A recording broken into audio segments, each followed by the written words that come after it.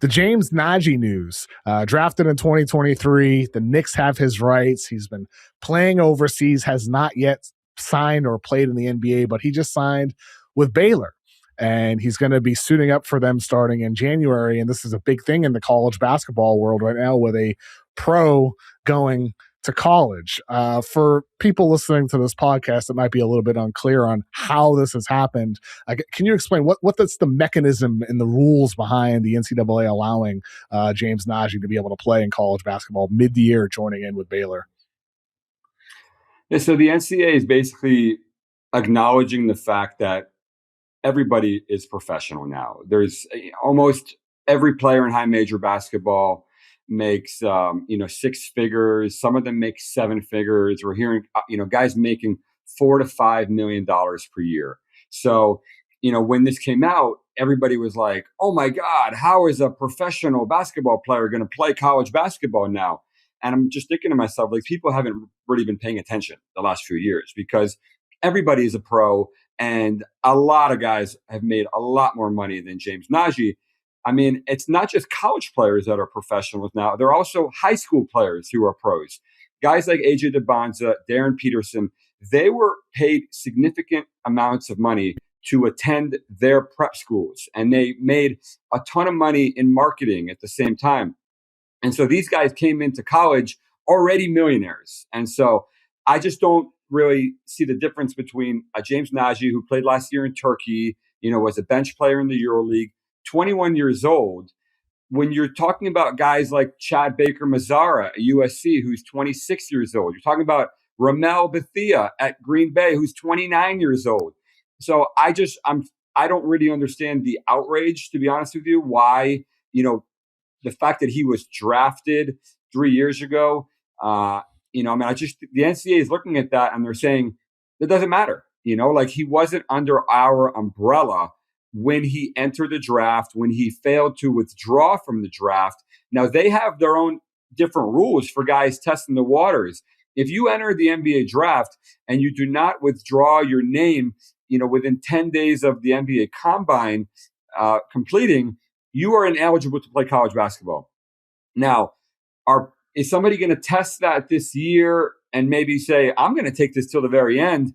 I'm going to maybe see where I get drafted. If I don't like it, then college, a judge might look at that favorably and say, there's not a big difference between what happened with James Nnaji and this, but that person would be taking a pretty significant risk, because what if they don't get cleared and now they're drafted in the second round, or they went undrafted, by somebody, and that's not a favorable situation. Whereas you could just pull out, and pick from a litany of suitors at that point, and probably make millions of dollars, as opposed to taking that risk where in July the money is mostly dried up, and now you're trying to go to college, and who knows what the marketplace looks like. Maybe it works out for you, maybe it doesn't. So I think that's what the NCAA is looking at. There's one thing that's holy to them right now, and that's you have to be within a 5-year window of graduating high school.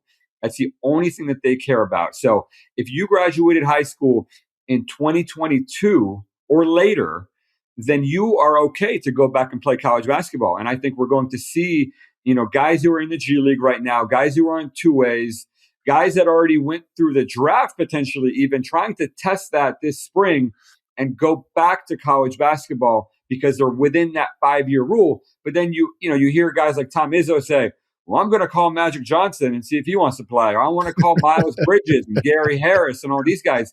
No, they're not within their 5-year window of graduating high school. So the NCAA is going to push back on that. And they've won in court several times now, people trying to challenge that 5-year eligibility rule. So, it's going to be interesting. The goalposts are going to continue to move. People are going to be, pushing things further and further and trying to make college basketball more of a professional sport, which it already is. And, I think to me, it's good for the game. It's good for the product. College basketball has never been in a better place than it is right now, in my view. You see all these elite, teams playing against each other every single night. You have all these top guys going back to school year after year, freshmen and sophomores. deciding to, instead of being second round picks or late first round picks, Yaxel Lendenberg, he said, let me go back to Michigan and take a run out of being player of the year. And then, I might be a top 10 pick now. So I think everybody wins in this. I don't really understand the outrage. I mean, I get, like the old school people thinking like, oh my God, how much this game has changed. But I think it's great for the sport personally. Yeah, I mean, I obviously there's some hurdles for a traditional college basketball fan, but ultimately, like from my standpoint, I've enjoyed watching it a lot. I think the games have been highly competitive. I think from an NBA standpoint, it's great to see guys going back to school. Lendenberg, as you said, is a perfect example. Could be a top 10 pick this year. Might win Player of the Year. Could win the national title with the Wolverines as one of the best players in that team. And it is just kind of interesting how the James Nnaji decision is what kind of blew up here. I mean, like Abdullah Ahmed, an Egyptian player who played in the G League, just played his first game with BYU. He joined them mid-season after playing in the G League. London Johnson, former G League Ignite player, he committed to Louisville. He's going to play with them starting next season. I believe he's going to redshirt with them. The Trenton Flowers report from Joe Tipton, he kind of backtracked that report, but is there anything to that? A guy like Trenton Flowers, who was drafted, actually has played in the NBA. Is there anything with somebody like him, Givony, maybe next offseason rather than midseason?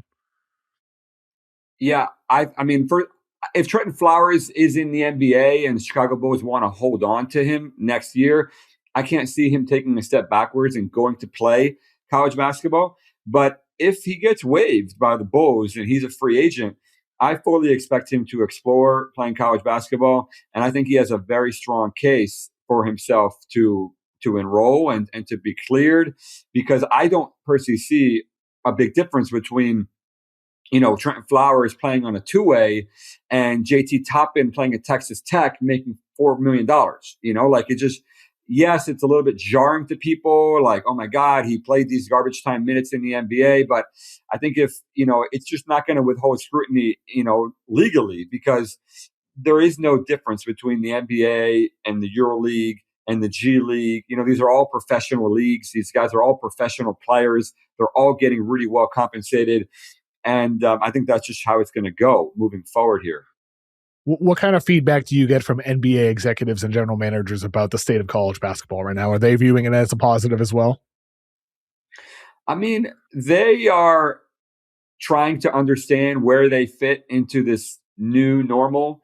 They're trying to understand, like how to scout these players. There's players playing college basketball right now who went undrafted already last year. I'm talking about guys like Tice DeRitter, like Sananda Frew, like Elias Kamardine. These are 2003 born international players who went undrafted a year ago and now enrolled in college basketball. And they're technically eligible to be signed today. You can pull Elias Kamardine off of Ole Miss's campus with an NBA contract if you want to offer that and if he decides to accept. So I just think NBA teams they're trying to adjust because it changes everything for them. Like international basketball is really hollowed out here. There are not a lot. There might not be a single first round pick playing in Europe this year, which I can't remember the last time we saw that. And so, I think they need to adjust their lens, the way that they're viewing the college game, because it is a much higher level of competition now than it was 5 years ago. Players are older. The rosters it's a lot more concentrated just because of NIL and the transfer portal. And it's a tough physical sport, and so it's not, the numbers that guys are putting up now, what does that mean compared to the numbers that guys were putting up 5 or 10 years ago? And how do you adjust your draft models? What do you do with all these older players who normally would have already been in the NBA, but they decided to go back, for another year, 2, 3 years? What do you do with a Yaxel Lendenberg, for example? Like a 23-year-old player who is dominating college basketball. He might be the best player in college basketball besides Cam Boozer. And so I just think, everybody, it's something that we haven't seen before, and it's going to take people a few years to adjust to this. I wonder if it's possible we could see this become kind of a planned path. Like, is it possible, like with an international player, for example, like let's just say Momcilovic from Iowa State were coming out this year, right? Could he enter the draft as an 18-year-old with the plan of I'm going to go to Iowa State for 4 years and then I'll join you? Like flipping it the other way around, Like unlike the James in Nnaji. 1979. Yes, something along those lines. Exactly. Get I wonder if maybe drafted in it was a top plan. 5, go to Indiana State, Yes. win an NCAA championship. We were like so outraged. Oh my God, I can't, like, no, Larry Bird literally did this in 1979.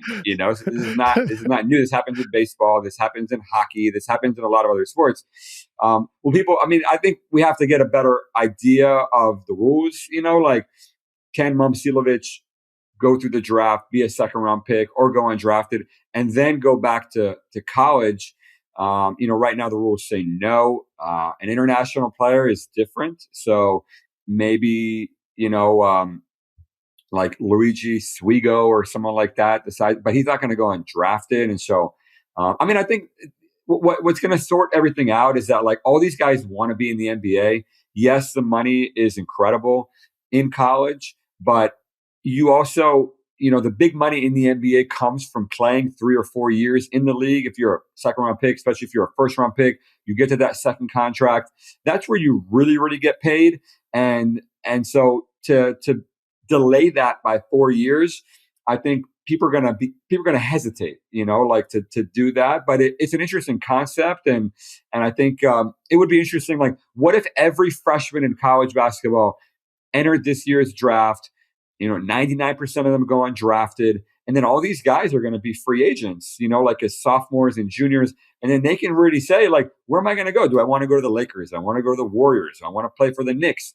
Because, the draft is, it's not ideal from a player's standpoint, not to be able to pick his destination. Not every franchise is the same. They're not all, have the same resources. They don't have the same development infrastructure. They don't have the same track record.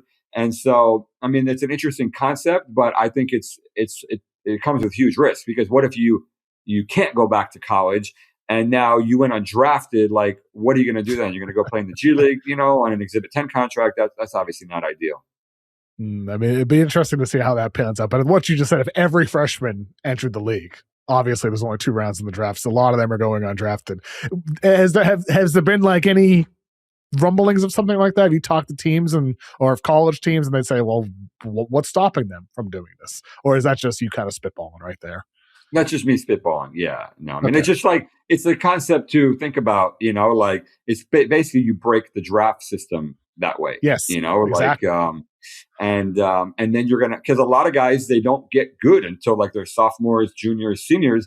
Like Axel Lindenberg, what was he as a freshman? Like he was playing JUCO. And so, like, I'm sure he would love to right now have his draft rights, be an unrestricted free agent. And, like, he would get paid way above the rookie scale as an unrestricted free agent. And so, I think that's something to think about, but the rules don't permit it currently. So it comes with a huge amount of risk. It would have to be challenged in court, as you said, for those players. Yes. The NCAA would have to make a ruling. Yes. And they'd probably say no. And then it's a legal battle. And then who knows how long that takes, and like what court does it land in and all that. And they might, allow it for some players, not others. And so it's just a mess.